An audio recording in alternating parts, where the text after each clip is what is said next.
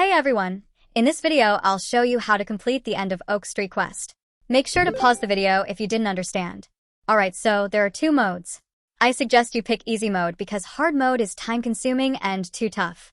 Now this is basically Subway Surfer or Temple Run but dinosaur mode.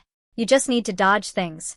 There are two types of cars. One will just come forward slowly, and another will be fast and follow you. The one that's fast, just try to stay behind it. Now eating consumables will drastically increase your score. Be careful at the intersection. The van will speed straight ahead. Try to stay behind it or speed past if you're already in front.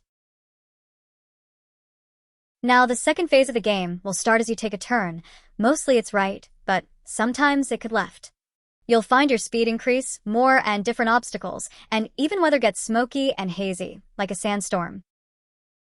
Be careful with the fast cars and dinosaur, try to stay behind it.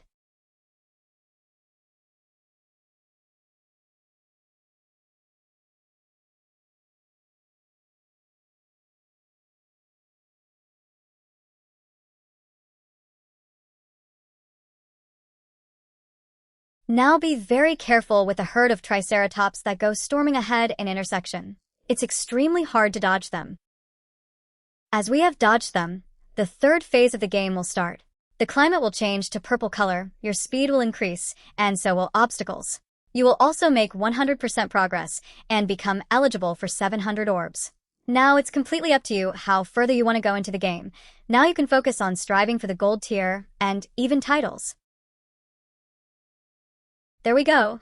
That's where our game has ended. I won't really go any further. I am satisfied with my 700 orbs. You can let me know in the comments about your score. I'll give heart to the highest score comment. I want to thank to all who have subscribed to my channel. Take care.